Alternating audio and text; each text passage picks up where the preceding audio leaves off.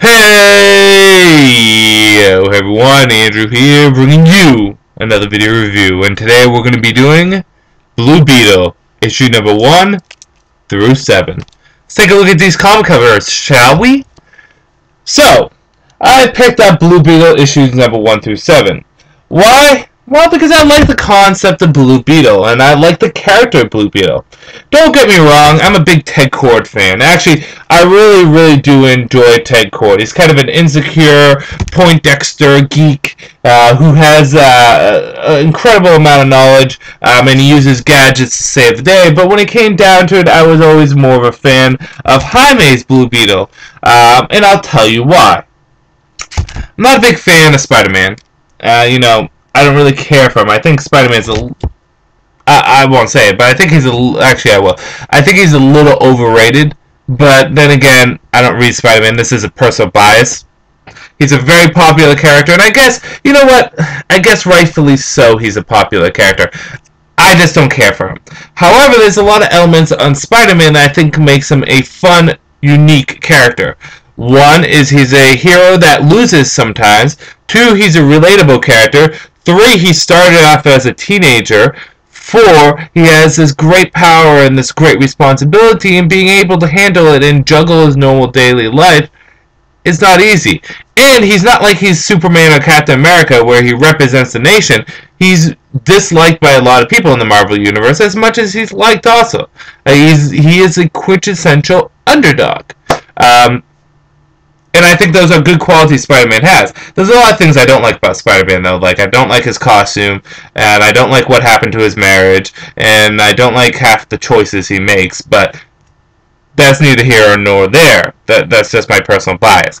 However, a lot of those qualities that are good about Spider-Man that I just listed happens to be in Blue Beetle.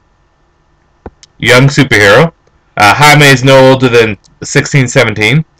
Struggling with his powers that he's given, has to deal with the responsibility, doesn't always win, he loses a lot, and he's very relatable as a character, or as relatable as a superhero can be for us. I mean, I don't know about you guys, but I have had a intergalactical blue scarab jump onto my back and connect onto my spinal cord. It's happened. I had to get it removed. Don't worry. I'm okay now. But, I've had that happen to me, but you may have not. So it might be harder for you to relate to Blue Beetle. Not so much to me because I've kind of been through his situation. But in all honesty, when it comes down to it, he's a relatable character in a universe where DC doesn't make necessarily characters as relatable as Marvel does. Like I said, DC always has a different philosophy from Marvel. Neither is right nor wrong, but Marvel tends to have more grounded, realistic characters that you relate to, where DC has characters that you look up to and characters that are more embracing their superhero comic book aspects. So I think Blue Beetle stands out in that nature, and plus, oh my god, isn't the costume badass? It looks good, and the powers are cool. So there's a lot of things about Jaime that I like. Now, I've been blabbering on and on about Jaime. The interesting thing about him is, as much as I like him, I never picked up Jaime's original series. When I said that, my friend basically had a heart attack. He said, "Why are you picking up this new series that almost got canceled, where you should be picking up the series that got awards?" Why? Because this is starting off in issue number 1, and A, it's in continuity. The other one has been erased from canon, and rightfully so. A lot of people were upset about that, but a lot of things in Jaime's universe needed to be changed, particularly his origin, which was heavily ingrained into Infinite Crisis, which we don't even know if it's in continuity anymore. So, why did I pick up Jaime? Well, other than all that good, fun stuff, Blue Beetle just seems fun. I think he is like the future for superheroes. I know that sounds really silly and cliche, but he really is. I can see a Blue Beetle TV show or a Blue Beetle cartoon. He's very likable. I know a lot of young kids that love Blue Beetle. One of my friends really likes Blue Beetle. I think he's a character that really is starting to catch on. And DC needs to see this. This is a ball, DC. You need to take it and you need to run with it. And I picked up Blue Beetle because I'm really lacking in my Young Justice category. You know how DC has their Superman category, the Batman category, the Green Lantern category, the Justice League category, the Dark, the Edge, and Young Justice. Well, the one category that I'm lacking the most in is Young Justice. I'm only picking up Teen Titans and Static, but that's getting canceled. So I might as well get one more Young Justice comic. However, this does mean another comic's getting cut. I won't tell you what comic, but hey, again, that's neither here nor there. So, let's actually jump in to talking about Blue Beetle. I spent 5 minutes and 30 seconds of your time just blabbering on about what I like, I don't like, blah, blah, blah, blah, blah, blah, blah, blah, blah, blah, blah. Let's actually talk about the comic. Okay, so much with a lot of the DC Universe, Blue Beetle starting over from the beginning, which is, like I said, probably a good idea because Blue Beetle was so heavily ingrained into the Infinite Crisis when it came down to his origin. A few things are changing here and there that did upset a lot of people. For example, originally Blue Beetle was very open about being a superhero to his family, and this he keeps it a secret to protect them. In addition to that, the Blue Beetle and quote-unquote the Reach are more ingrained in the DC Universe as a intergalactical threat. Let me just give you the basic story, and this is the basic story for the first 6 issues, and then kind of leading into the 7th. We have the Green Lanterns, Guardians of the Universe. You know who doesn't like the Green Lanterns? A group known as the Reach. The Reach are basically a lot of Blue Beetles. They have scarabs, they put it on hosts, and they conquer worlds. And, like the Green Lanterns, they send their scarabs off to random hosts. I don't think they necessarily do it by sector, but hey, you never know. They were never really clear on that. Anyways, one of the scarabs gets damaged and lands on Earth. Several years later, it is stolen by a rich, powerful, bad guy and eventually falls into the hands of Jaime. Jaime accidentally fuses with the scarab and is now bonded to it. The scarab wants him to continue the mission doing bad stuff and destroying things, however, he doesn't. This causes a lot of mayhem and mischief in Jaime's life, having to balance his family and also the scarab, seeing that he can't remove it, and having to deal with the fact that the powers and the technology he has ultimately wants him to destroy the world. Hey, it sucks being a teenager. Anyways, the first 6 issues are basically Jaime dealing with his new powers, figuring them out, trying to find a way to coerce that scarab into not wanting to destroy the universe, and trying to find a way to protect his family. The 7th issue, small spoiler, he moves to New York to get away from everyone that loves to protect them because he doesn't have full control of the scarab yet. And those are the basic first... Well, that's the basic story for the first few issues. Kind of just had a brain fart there. So, let's talk about the good, the bad, whether or not you should pick it up. Okay, good. Like I said, and this will be really quick because I already said it, Blue Beetle is really kind of like the Spider-Man of the DC Universe. And I'm not talking about arachnids and bug themes. And, you know, arachnids aren't bugs. And beetles are considered bugs, right? 6 legs? Yeah, whatever. I'm not talking about the insectoid-like theme. I'm talking about just in general, you know, teenage, or relatable, can't control their powers. Colorful rogue gallery, kind of like that. I felt as though the dialogue was very natural, very well done. I think it was the perfect dialogue for what it is. I think Jaime has a good voice in this. I also like the angle that the scarab is kind of against Jaime, and he needs to figure out his powers. I felt as though the supporting cast in the first 6 issues were good, and I thought the choice to move him to New York was also a good choice.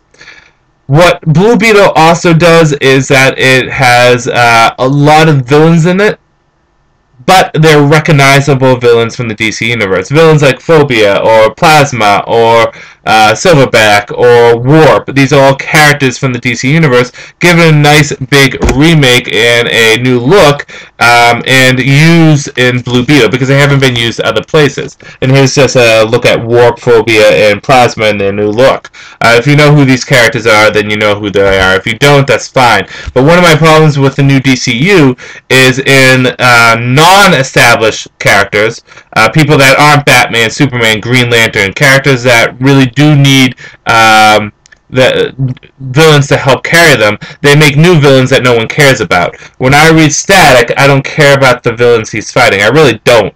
But if Static had a villain that was recognizable, like, I don't know, let's take something so random. Let's say he fought Vandal Savage, or let's say he fought, I don't know, what villain is not being used right now? Cobra.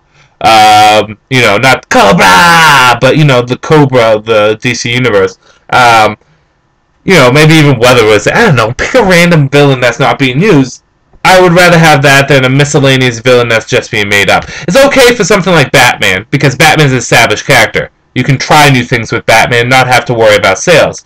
But with a new comic, and a comic that's relatively unstable, like, say, Blue Beetle, Static, I don't know, Legion, superheroes, Medivore, whatever, it's good to use some established villains, and I like the fact that Blue Beetle uses established villains that I know. Point Blue Beetle. So Blue Beetle has had a lot of good points. Like I said, also, I like the fact that this feels kind of like a journey for Blue Beetle. He's going to New York. He needs to find himself. He needs to understand what it means to be a hero. And lastly, the art is good. I really do like the art, and I do like the pacing of the stories. Bad. I can't really say there's too much bad, actually. A lot of people were hard on this comic, but I think it was because of the expectations that were set with the original Blue Beetle series. Tony Bernard is doing a very good job at giving us a character that's likable, a character that is relatable, and overall a good story. And this is, you know, it's not, boom, first issue, we get exactly everything we want. This is a story that's going to take time to tell. The best way to equate it is maybe some of the early TMNT stories. If you read any of the original Teenage Mutant Ninja Turtle stories, and I'm going to say this as much as a compliment as I can to Tony Bernard, it feels like an adventure. We start off at point A, and eventually our destination is point B, but what happens in between and how we get there, hey, we'll see what goes down. And that's what I like about some adventure stories. It's kind of like what James Robinson is doing in The Shade right now. The Shade wants to get something, but he's going to go through like 9 million things to get it. It's an adventure. It's a journey, and I like that. And I really, you know, whether or not you should get it, although Blue Beetle doesn't blow me away, like other comics do, I enjoy it. I think it's fun. And this is going to be a bold thing to say. But, you know, it's won me over, and I think it's a comic that everyone should pick up. Because I think it's a comic that everyone will enjoy. To some degree or another. And I think, honestly, Blue Beetle will be the hero of tomorrow. I think he's going to be, you know, if people give him a chance to let him catch on, I think Blue Beetle can become really big. He's got the formula, he's got the writing, he's got the look and the powers. Let's just see if he continues to go in the right direction. I really want a Blue Beetle show. He was probably pound for pound one of the best characters on the Batman Brave and the Bold anime series. So, yes, Blue Beetle. Really good. I recommend everyone to at least give this a chance. And like I said, if you can't get the first few issues, if you can't find them, you can get them digitally. If you can't get them digitally or you don't want to, the trades are coming out in May, I think. Is it May? It's May or April, one of the two. Whenever the second wave is coming out. Whenever the issue 9s are coming out, so that's May. That's when the trades are starting to come out. So I do recommend that you pick these up. I really do. I give this my Andrew Cutter stamp of approval. If anyone, you know, thinks my opinion is worth anything, give this a chance. It's slower, it's different, but it is good. I really have thoroughly enjoyed this, and this is making it onto my subscription list. So, I'm going to end this video here. This is Andrew saying peace out for now.